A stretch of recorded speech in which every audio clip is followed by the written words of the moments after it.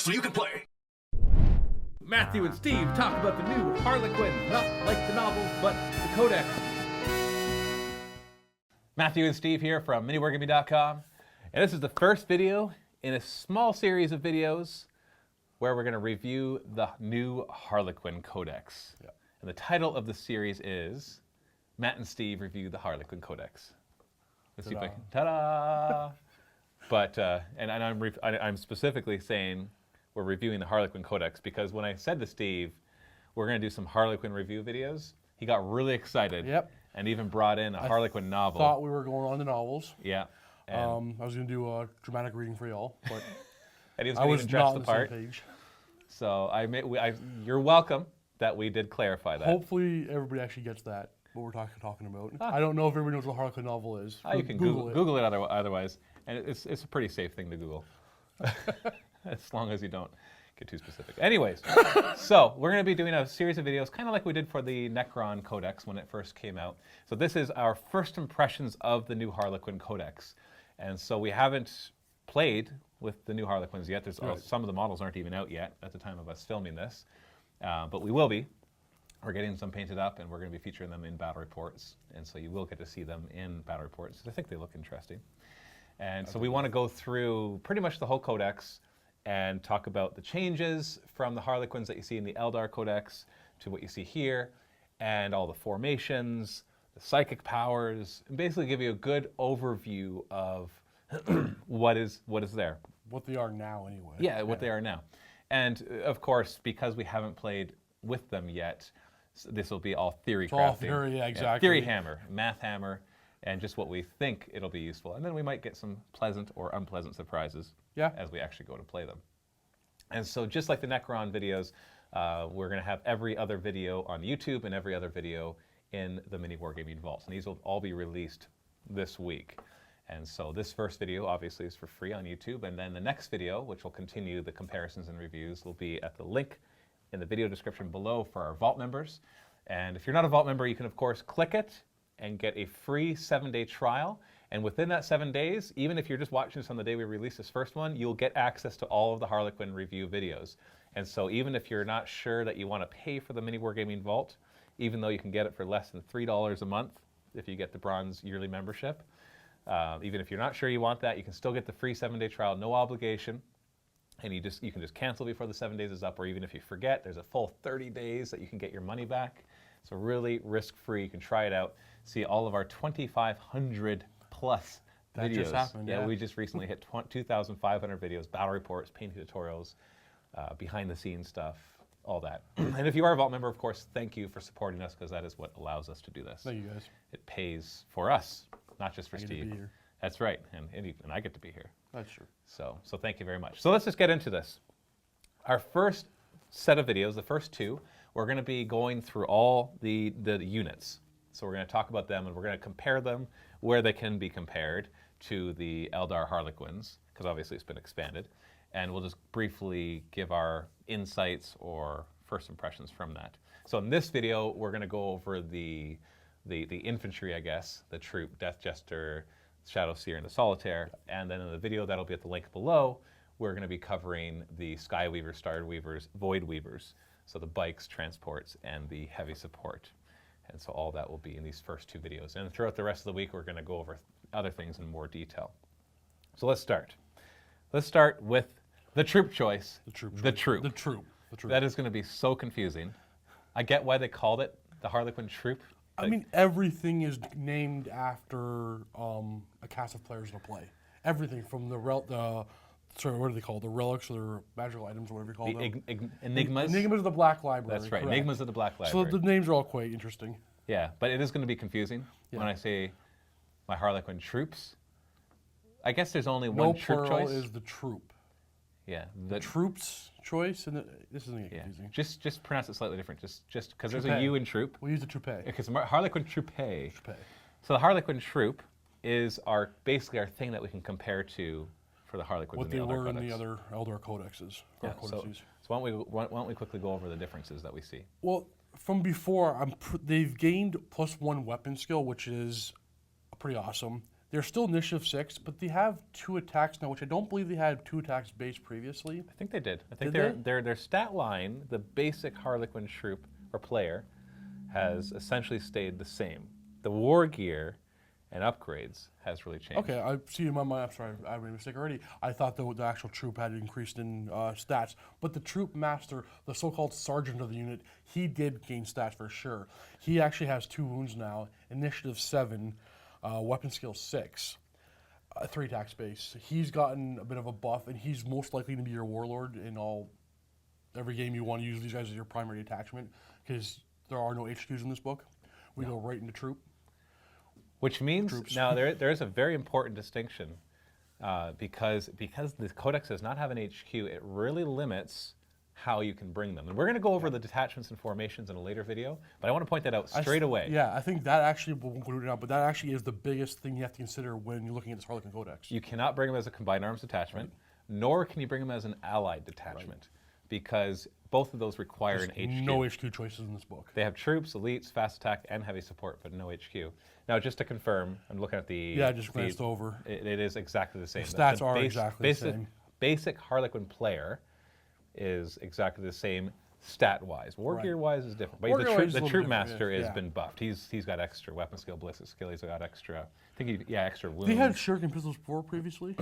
Yes, they did. Okay, so they have the same gear. What they do is slightly different. So the hollow suit is giving them a 5+ invulnerable. The flip suit, the flip belt, had something to do with movement before. Do you recall what it was? It was just that they would ignore difficult terrain.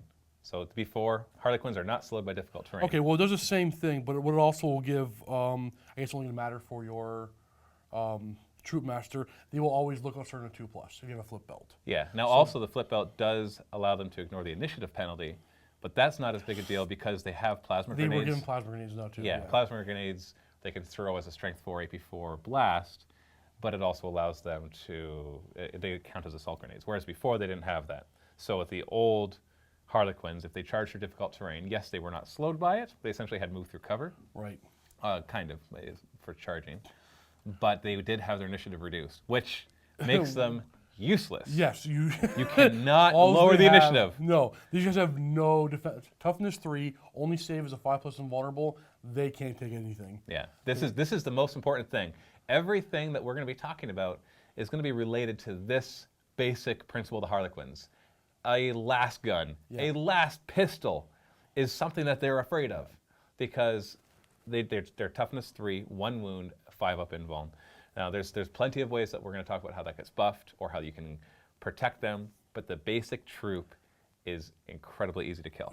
And so if you lose initiative, they need initiative 6. They have to high weapon skill. They have to stay mobile. I think they want to be in combat as much as possible. Oh yeah. A lot of things where it's going to be very much a finesse army. I think everybody kind of expected that though.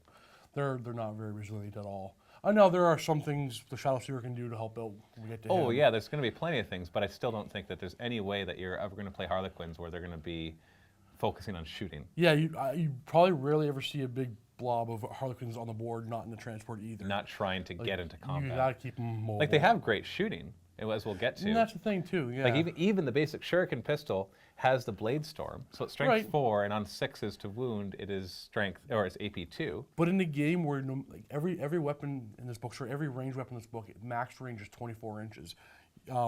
There's nothing long range whatsoever. So everything about this whole codex is get up close and get into combat. Yeah, because once you're close, every other army has a way to shoot you. You don't want to get shot. See, actually, Chris and I were talking about this earlier this morning. Giving them a 4+ invulnerable would have been too powerful. Maybe. But the 5+ seems kind of scary, where I don't want to get into a gunfight even with a tactical squad. Yeah. Or maybe giving them an armor save. See, that's what we can do as 4-up well. armor? Exactly that. A 4+ armor would have been Because there's lots of ways to negate that. Yes. 4-up armor, 5-up invuln. 4-up armor would have made a huge difference. But we haven't yet seen them. Exactly. This is all theory here. Yeah, we haven't yet seen them. Now, their special rules have changed slightly. Before, they had Fleet, Furious Charge, and Hit and Run. And now they've added one more, which is Fear. How often will that matter? In the armies where it's going to matter, I don't think they need it. Well, if you think about it, they're weapon skill 5. Right. So they're already most of the time going to be hitting on 3s. Right. Fear is really useful, as I know for Tyranids, who a lot of their fear causing monstrous creatures are weapon skill 3. And so most of the time they're hitting on 4s, but if they can get you to be afraid, then they're hitting on But 3s. so much of what you're fighting is worse than weapon skill 5. well, it's not even that. They have Fearless. If Or they they're a actually high will weapon fail. skill, they're most likely Space Marines, Yeah. but then they shall know no fear, or probably some Fearless, or going to have high leadership. Where you can see it's not going to affect Imperial Guard or Astra Militarum much. Where you can see it affect the game is other Eldar players. That's Yeah. pretty much it. Pretty much it. That's Yeah. how I feel anyway.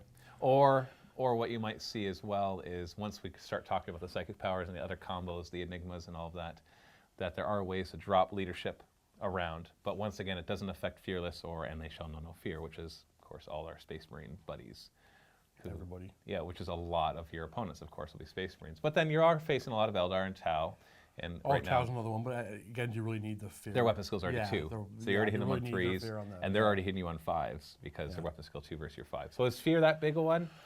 It'll come into It's play. a nice little buff. It'll sure. come into play. So why not, right? Because points-wise, they've almost stayed the same. Yep. They've actually gotten slightly cheaper. Max squad is now 12. I don't know if that was the same It's 10 before. It's before. 10 before. Now, like I said, there's not a transport you can get. Right. Well, a Wave Serpent from your Battle Brother, but you don't want to put him in there. Probably not. So you're probably never going to see him in a squad of Yeah, you're going to 12. see them more in their own transports, which Yeah. can hold 6, or the Ravagers.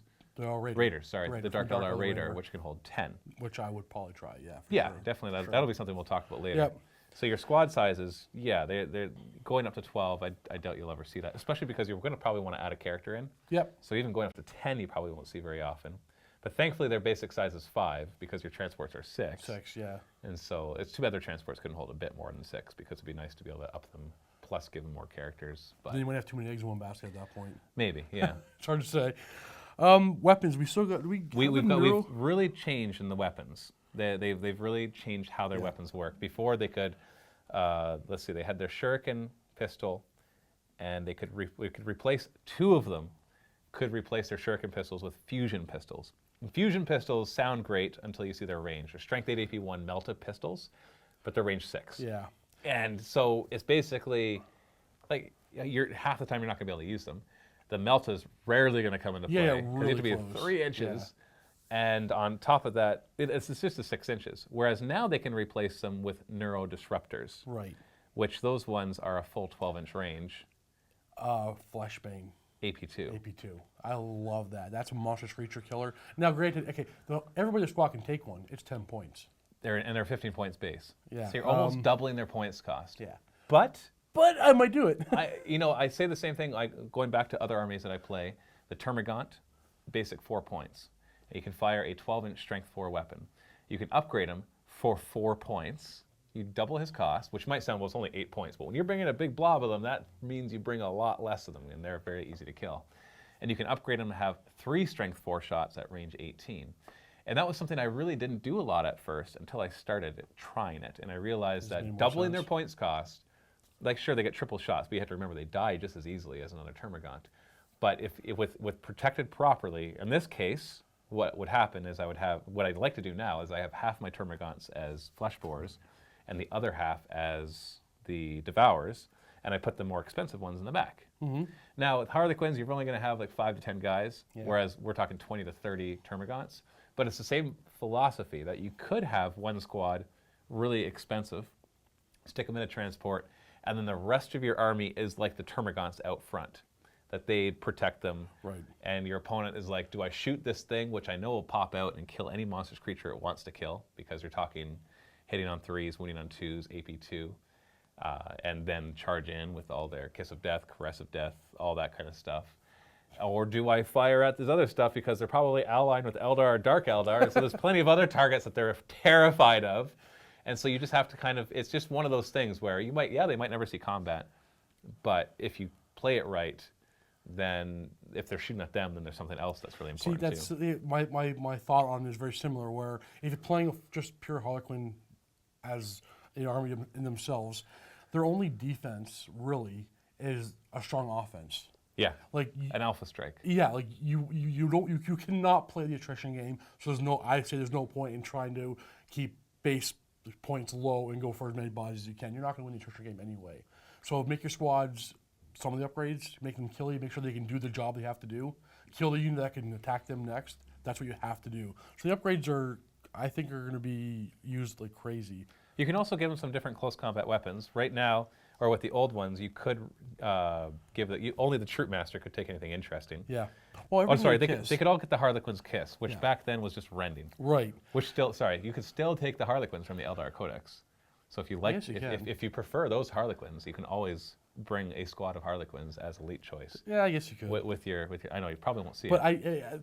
They just don't fit into.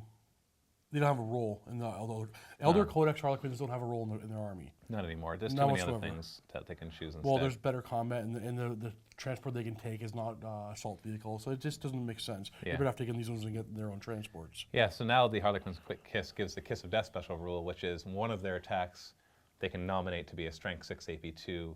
Is it insta-killing? It is instant killing on a 6. On a 6. And So so all of a sudden they don't even exchange their attacks. They remove, one of their attacks becomes Strength 6 AP2. Which is better than it was before. Because rending is, if any 6s, which you have the potential to get more AP2 hits with the other Harlequins. Sure. But you have the reliability of having that one of them is a Strength 6 AP2. Now you could miss, but once again, your weapon skill is pretty high, so you're hitting on 3s typically.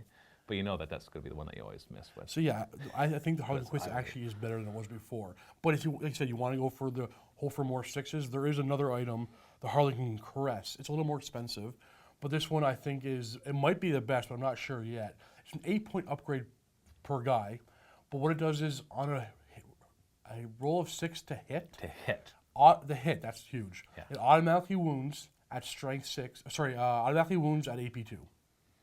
That's old school rending. That's what rending used to be. That you'd roll to hit, and any 6s to hit were auto wounds, ignoring armor. Also, Glance's armor is on 6 to hit. Yes. Charge a vehicle, any 6s to hit, automatic. Now everybody's glance. getting Gauss. Everybody's getting it. What's up with that, eh? It's not that powerful. Necrons. See, Necrons aren't Hopi. Just bring Harlequins. But the problem is, okay, there's three weapon upgrades. The other one is awesome as well. It gives them Hammer of Wrath. It gives D3 Strength 6 Hammer of Wrath. D3 Strength 6 Hammer Wrath per guy for 5 points a guy. That's Like, cheap. I don't even just that upgrade, and then all their 4 attacks and their charge, they're going to kill even power armor stuff. Well, yeah, because That's not forcing a lot of with saves. Fleet, they're going to get good charges. Yep. Which means, because with Hammer of Wrath, the big caveat is you have to get in base contact. Right. And so Fleet will help them do that. Right. And if you even just have 4 guys, 4D3 Strength 6 auto hits at initiative 10. Hammer of Wrath is always against armor facing when you charge a vehicle, correct? Yes. So Okay. that's not going to help you as Some much. vehicles you can glance just by charging into it. Yeah. Yeah. 10 or 11s. But after that, you're only 12s. strength 4. But that could be enough to glance to finish it off.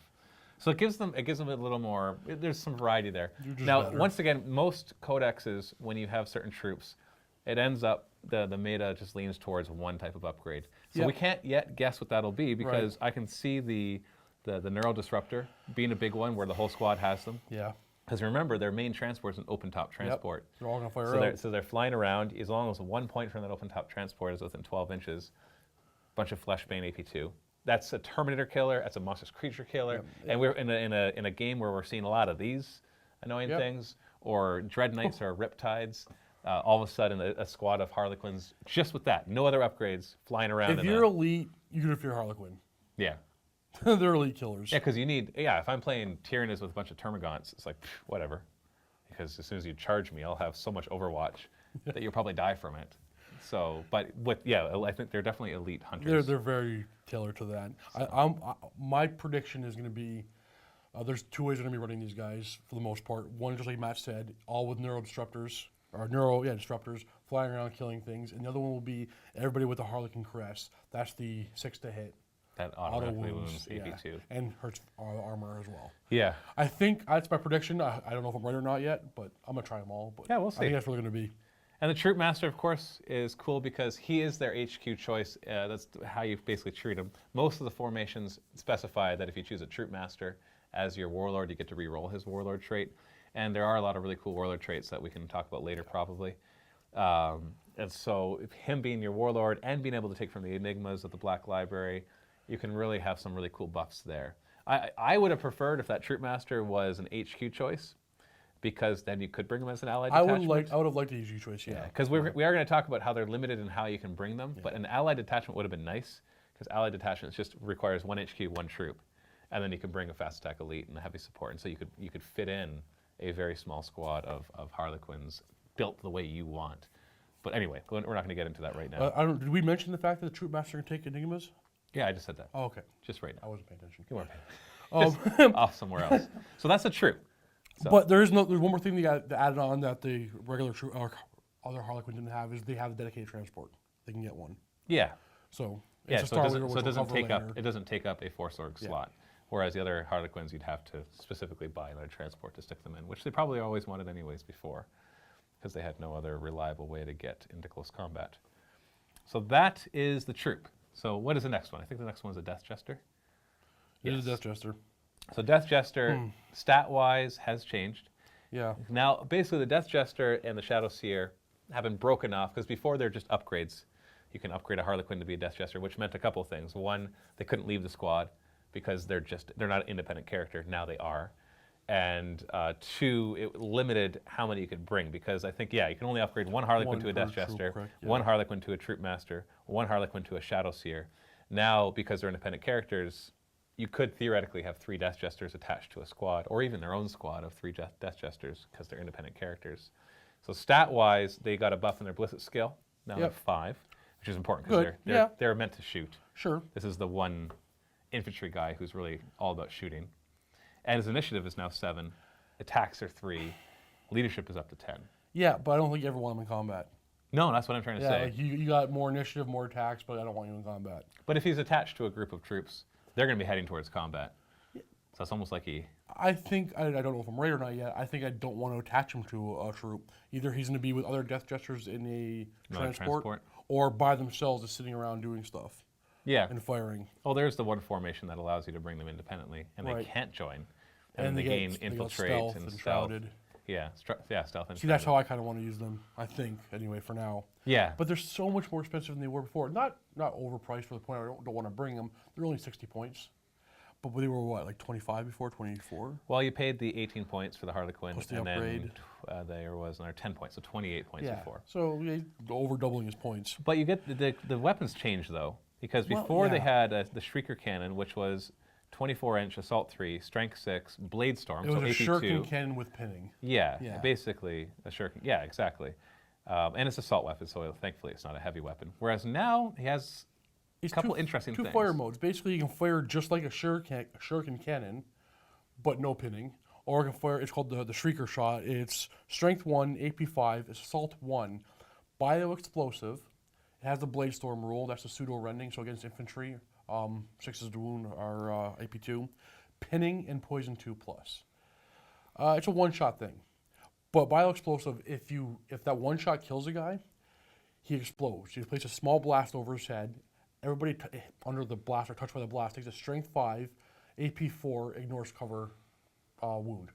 Yeah. So I mean that could be quite useful. And he's got precision shots. This is important to point out. Precision shots. Because even if you're just fired at a normal squad of guys, you can pick the guy in the middle, and if he dies, your blast all of a sudden is that much more effective. So you can actually like look at the group, say, all right, where's the blast going to do the most damage? Because you're hitting on 2s, wounding on 2s, and then hopefully we're rolling on a 6, because otherwise it's just AP 5. That's the critical part there. It's only AP 5, so you're really depending on that. I think his important role is to fire his shuriken cannon, not the Shrieker, and hope for precision shots and kill flamers. That's the biggest thing you're going to worry about. His job is to knock out the flamers so you guys can charge in. Because with toughness 3 and only a 5% vulnerable, Overwatch can kill you guys. Yeah, and precision shots require you to roll a 6 to hit. So you're talking about if you really want to do what you want to do. I want to roll 3 dice and hope for a 6. And a 6 to wound them. Yeah, that's the big thing. We can talk all we want about hitting on 2s, wounding on 2s, but in the end, with an AP 5 weapon, your 60-point guy could shoot and do nothing. Now, he does have a really cool rule. A really cool rule. A really incredibly cool rule, which is called Death is Not Enough. The Death Jester's fluff, by the way, you got to read it when you get a chance if you haven't done so already, is really neat. But basically, when he shoots you and wounds you, you must take a morale test at -2 leadership. So hopefully you're not fearless. Even Space Marines are subject to this. And if you fail it, he gets to choose the direction that you fall back. Or in other words, he makes you fall forward. Fall forward. So, or that fall guy sideways. over there shot me. Let's run at him. Or if you're 3 inches from the side of the table. Oh, I hadn't even considered that. Yeah. Hey, you're 3 inches from the side, but 13 inches from your table edge. I'm going to have you run that way. Oh, look, you're off the table. I sort of saw him as making you run into somebody's charge arc or charge range. That's probably going to be common. Very good idea, actually. Yeah. Well, think of it this way. The Death Jester in that one formation gains Infiltrate. Well, Infiltrators are allowed to outflank. And so he could just walk on, or a squad of them, or you could bring 2 or 3 of them and attach them together as a squad, because they're not actually a squad, they're just independent characters. Have them walk on the side, shoot a nearby thing, and make it run off the table. There's actually a lot more options than I thought. Or if somebody's in your side, because that happens a lot, there's a lot of armies that have ways to get to your side, make them run off your table edge. Or that squad of Havocs or Devastators on top of the building. Make them run somewhere that they can't see anything. Make them go off that building so they just can't see anything. Actually, I feeling a lot better about them. It still requires you to wound somebody.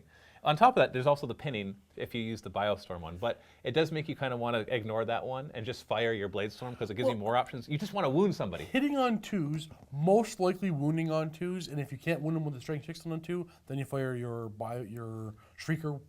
You're always going to wound on 2. So hitting on 2s, wounding on 2s. Yeah, you're just hoping for a good AP. That's it. That's the big. You got to fail that armor save, and you're probably going to really hurt that unit. Like if I was firing at Terminators, I wouldn't use the Bioexplosive thing. I would fire the Strength 6, and that way you get 3 shots and hope for the rending. And see, that's kind of why I like him, and I like him on his own too, because I want him on his own. He's enough of a minor annoyance of a threat that you have to put something to fire at him or whatever, hopefully protecting your other very fragile things. And there's also things like he can take Enigmas of the Black Library. Now I want to point this one out because, actually I got to look at yours because I'm still looking at the Eldar Codex. There's one in particular called, I think that he can take it. Can he take the Mask of Secrets? Nuts. So that would be nice. But I mean, when we get to that, like that would be. Well, the Mask of Death makes you -2 leadership to guys within 12 inches, and that adds to the whole outflanking idea. Because you outflank near somebody, you're within 12 inches, and they get -2 leadership from the Mask and -2 modifier to their leadership for the Death is not enough special rule. I don't care what your leadership is. -4 is not a good leadership anymore. Bring in that thing right there. There's another -1 leadership. Oh, and then there's other methods too. Even Dark Elder have a few things, actually a handful of things that can reduce your leadership. Yeah, and so the Death Jester can be. So you almost want to spam Death Jesters, put them in just individual things, and fire. And just start. I feel like this Lash of Submission all over again, which was like my worst nightmare back in 4th edition. Playing against John's demons, where he'd be like, "Oh, you think you're out of my range for charging? Lash of Submission! Move towards me. Now I charge you and kill you." And he would do that all the time, and this feels like that, because 60 points, yeah, sure, it's not cheap, but bringing 3 of them, 180 points for 3 individual guys that your opponent has to. They're going to overkill it. Exactly. They're like, shoot, we got to put all this stuff into it just to kill one frickin' model. Who's going to make our guys move around in ways that we don't want them to. But I want him to do that. Yeah. Because you want your troop. And if he makes them charge towards us or move towards us, they're technically falling back. And so if you can charge them, they've got to make another leadership test. Or just be wiped out. Huh. So I think that... it is an assault weapon. He can charge them himself if they get close enough. Yeah, sure. But and he causes fear. And yeah, so if we start seeing combos here that I think are going to make... I think him and the Shadowseer, which makes sense because there's not really much in this codex. I think finding combos with the 2 of them is what's going to make this codex effective. The Shadowseer is my favorite thing in this whole codex. Let's talk about him. Now, just before we go on there, the Death Jester can also take Haywire Grenades, which I don't think would be a bad upgrade. I don't think he's ever going to... 5 points. 5 points. Sure. So that... Oh, the Troop Master can also take Haywire Grenades. I don't think we mentioned that. Yeah, I'd throw those on almost always. He can take, only him, not the squad, but he can take a Haywire Grenade. So it's in close combat, it's basically, you're going to get a glancing hit on Well, you can throw it 2 inches. Yeah. So if a Dreadnought's charging you, which means you're probably dead, then you're just like, well, before we die, there we go. Take off, just glance you right there. So let's move on to the Shadowseer. My favorite thing. Now, just a little disclaimer here, we're not going to go into all the psychic stuff for the Shadowseer right now. We're going to briefly talk about him because we're going to have a video dedicated to the Harlequin psychic stuff. Okay. Because that's how important it's going to be. Watch that video then, because you're going to love the psychic stuff. But let's talk about what's changed with the Shadowseer from before. Once again, character. Yeah, no longer an upgrade. Our stat lines changed once again. He got an extra wound. He got more weapon skill. Yeah. He was 5, I don't know 6. why. And more initiative. Initiative 7. Because Everything else I think is the same. he's got his grenade, his hallucinogen grenades have changed. Yeah. Was it an actual grenade before? Well, he had hallucinogen grenades, which was grenades. So an 8-inch range. But well, it just was plasma he grenades. now has the grenade launcher, so it's an 18-inch range. Yeah, but this was just it's all these were plasma grenades. That's all it was? A unit that contains one or more models with the hallucinogen grenades count as being armed with plasma grenades. That's it. Okay. So Fantastic. before, So it was just assault grenades. That's how you got your assault grenades before. yeah, yeah. Now it's an 18-inch range, strength 1, assault 1, blast with the hallucinogenic special rule. So you're not trying to hurt anything with this. No. At the end of the shooting phase, a unit that suffered 1 or more hits. That's the important thing, hits. From this weapon with special rule must take a pinning test. That's okay. That could help. Maybe not. If the test is failed, then in addition to being pinned, the unit suffers a single wound. So you're With no armor or cover saves allowed. That's the big one. Like you don't worry about the strength 1 to wound anything. It's basically they fail with all the minus leadership stuff you can throw around, and you do the 1 wound that minus no armor save, no cover saves. And now the wounding is nice, but I think the big thing is just all the pinning that we have access to with the Harlequins, because just playing most armies, and I'm thankful for this. 40K has, as the armies have been redone and redone, it used to be that almost everything you're up against had fearless, or some way to avoid all the morale stuff. Now that's not actually the case. Marines have the They Shall Know No Fear, which allows them to auto-regroup and ignore fear tests. But they still take morale tests, they still take pinning tests. So the Death Jester stuff will still work. This pinning thing will still work. And hey, if you get the bonus you kill a guy, great. It's a free bonus on this guy. He's not really paying. I don't think he's paying any points for it, to be honest with you. No. For what his point cost is. No, he's 60 point. He's already a psyker. So the Craft-Rolled Eldar, the Craft-Rolled Eldar list, that's all about causing pinning tests. You add the Death Jester and the Shadowseers, that's that much better. Yeah, exactly. And he's also got a Shuriken pistol. And so if you don't feel like using that one, because he can only fire 1 weapon, because it doesn't say anything. Well, I mean, it's 18-inch range, and the pistol's only 12. Yeah, so if you're I'd at probably 18, be firing the grenade launcher every turn anyway. Well, at the same time, remember, we're looking for ways to make the Harlequins survive. If a That's squad is what it pinned, is. they cannot overwatch. That is an important thing to remember. If they're just falling back, like the Death Jester makes them fall back, even towards you, they still get to overwatch. Yeah. A falling back unit still gets its overwatch. So it's just as effective at overwatch. You can still use its flamers. Pinned, on the other hand, That's a big deal. yeah, that's why, going back to other things I've had experience with on the table, the Tyranids with their Broodlord actually can be effective because he knows the Horror, which is a pinning test at -2, and because the Genestealers are very similar to the Harlequins. They're actually incredibly similar. Similar weapon skill, similar initiative, similar leaderships. Their strength and toughness is 4, but and similar-wise, they only have a 5-up save. They're very squishy. And so they rely, whenever you play with them, you kind of rely on, if I'm going to charge that thing, I need to pin it. Right. Because even losing 2 or 3 Genestealers can really change your round of assault. All of a sudden, you have a non-psychic way to easily, you just have to hit them. It's a blast. How hard is it to hit something when you have a weapon or a ballistic skill of 4 with a blast? Just don't hit yourself, because then you'll be pinned. There's it could bounce back. And more to that, there is a Enigma of the Black Library. It's a mask that only the Shadowseer can take. Units within 12 of him are -2 leadership.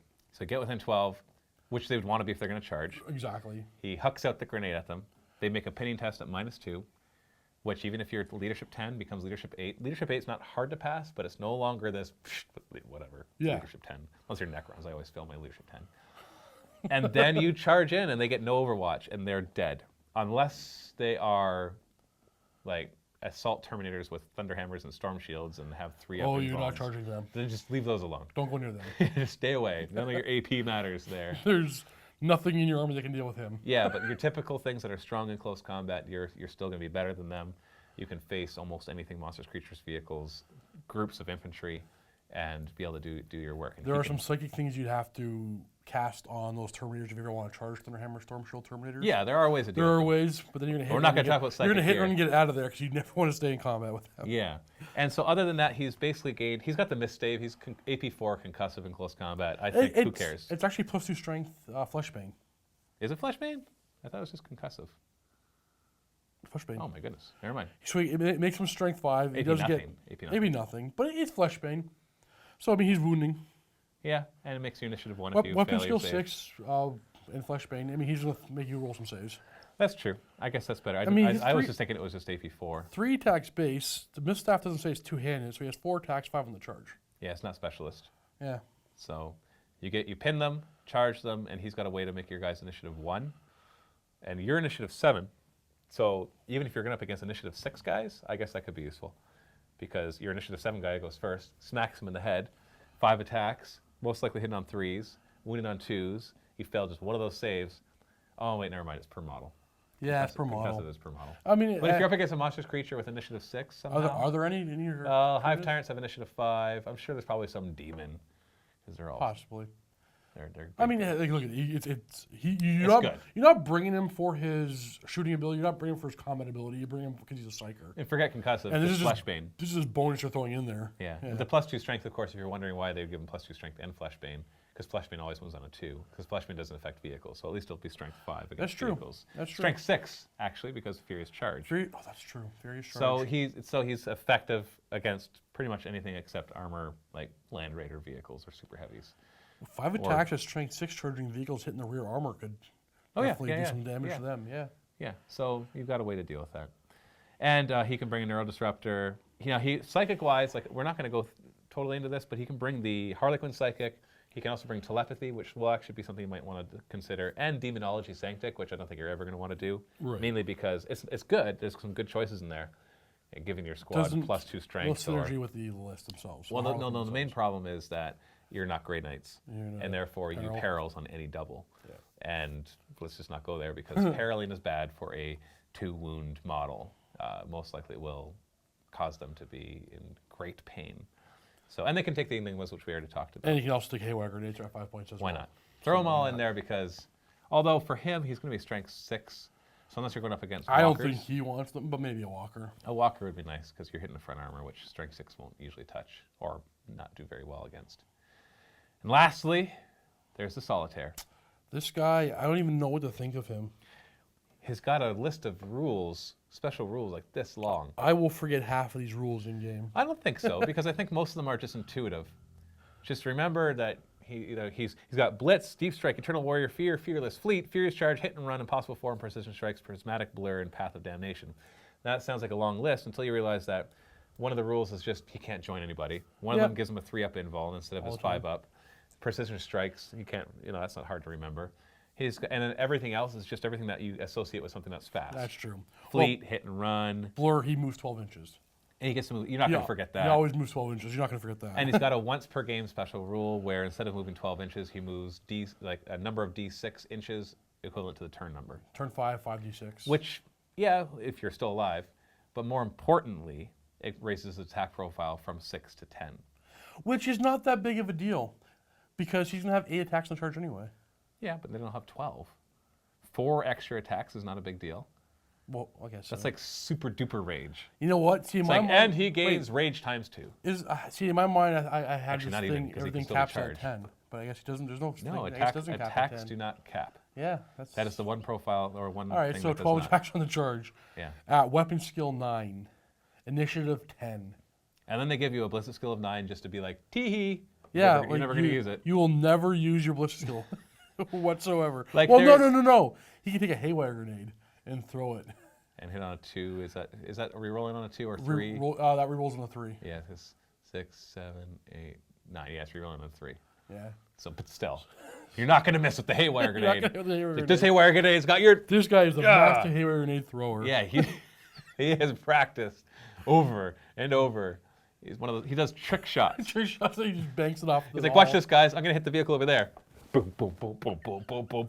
They got it. Yeah. You never play him a game of pool. I'm using this guy only for Haywire Grenades from now on. Yeah. He's 145 points. No, 50, because you have to give him 5 points. He's 150 points, and you have to take the Haywire Grenade. That's right. He also comes with the Harlequin Kiss and the Harlequin Caress. Yeah, so you have 2 weapons, which gives him the +1 attack. Yeah. And then you have the choice. Do you want to do where you can, on 6s, well, you auto-wound on 2s? The thing is, or AP 2s? when you have the Harlequin Kiss, it says one of your attacks is strength 6. So could you not No. say your Harlequin crest is your weapon? No. So you have When you have more than one close combat weapon, you have to choose which one you're using. So having the 2 is nice because it gives you +1 attack, but in the end, you have to choose which one you use when you fight close combat. So one that auto wounds is on 6 at AP2, and auto glances on 6, or one that One attack. One attack becomes Strength 6 AP2, instant death on 6s. It seems pretty obvious that he's going to be choosing the Caress, where he on 2 hits of 6, you auto wound like AP2. Yeah. Just because if you have a group of like a troop, like 6 guys, all with the ability to exchange one of their attacks, all of a sudden because you have can be useful. Because you have how many attacks does the troop have? 2, and then they have the bonus. They have 24 attacks in the charge, and out of those 24, 6 of them become Strength 6 AP2. Right. And so that's 1/4 of them. With this guy, But they still got to hit with them and everything. but still, we're just talking about percentages here. So 1/4 of their attacks become Strength 6 AP2.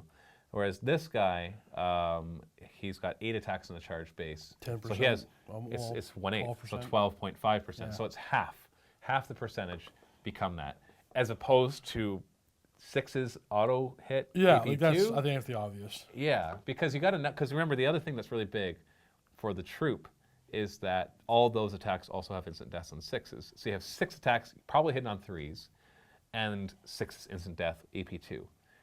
That's a good, you roll that and you can actually almost count on that if you're up against a monstrous creature or something. Whereas this guy, you got one of them, I don't care what you're hitting on, because weapon skill 9, you're only hitting on 3s. That chart doesn't get better than 3. Yeah. Unless you're Karn. Which is weird. And, that's your Karn. and then he's counting on 1/6. I don't think that's ever going to happen, or it's going to be one of those freak occurrences. He's a super solo with movement 12. Just roll your 8 attacks and get those 2 6s that are going to auto wound on AP2. Hit and run out of there. And then your strength 4 for the rest of them, because your Furious Charge. Does he have? Well, he doesn't have Furious. Yeah, he he has Furious Furious. Surge. Yeah, he has Yes, Furious of Charge, course. Everybody does. And then you're out of there. Fearless Fleet. Oh, and Precision Strikes Deep too. Strike. I mean, No, wait, whoa. Just another combo here. He's got Precision Strikes. So you use that. Your 6s to hit. Precision Strikes, auto wound, AP2. So hello, character. You going on the character? You're going on special weapons, anything that can instant kill him, which will be anything with high strength. You pick which ones are dying right away. Now, regardless of his name, Solitaire, I doubt you'll ever want to charge him into close combat by himself. For one thing, I'm sorry, even with a 3-up invuln, 3 wounds at toughness 3, you're going to die from Overwatch, or be severely injured from Overwatch. And like even against... He charges second always. Exactly. Yeah. You charge your troops in first, or unless they're pinned. If they're pinned, great. Then maybe the Solitaire can go in by himself. Which is not overly difficult to do. Yeah, Death Jester does his pinning, forces them towards the Solitaire. Solitaire charges in and minces them to death, and then hit and runs out of there on the opponent's turn, of course, not on your turn, because that would just, you never hit and run on your turn, because it just gives them another shooting attack. Well, I shouldn't say never. It depends on the situation, but you almost rarely ever. Unless you have that formation, which allows you to get back on a transport. There's a formation of or you can hide behind something. Yeah. Or whatever it happens to be. So I'm sure there's other combos that you can bring with him, but that seems to be... Well, I mean, it's not a bad idea to have your troops stay in combat and him hit and run out so you can't get any attacks allocated onto him. Maybe, as long as somebody else can shoot at him. Everything's exactly. Everything's situational. Yeah, you have options. Your options are there, which is nice. And his long list of rules are a long list of options. Like he can deep strike. Do you want to? Well, he can't charge, but maybe there's a way for that to work. Who knows? There's different things you can try with him, which is nice. It gives you more variety. Okay, so that covers our infantry. It does. So our next video is going to cover the bikes, the transport, and the heavy support, which will be at the link below. So go ahead and click that. And if you're not a Vault member, you can still click it, get a free 7-day trial, try out the Vault. The majority of people who try out the Vault never come out. Get locked in. They get locked. Not because we make them. I want to clarify. You get lost You in can the choose. videos. You get to choose to cancel whenever you like. 30-day full money back guarantee if you forget to cancel. And we don't want your money if you don't like the Vault. It's just most people decide that they like the Vault, and we appreciate that because it supports us, keeps the lights on, and the models painted. Well, not these ones. You painted them back before you worked for us. That's true. But other models get painted because of that. So thank you very much. So click the link below. Thanks for watching. Happy wargaming.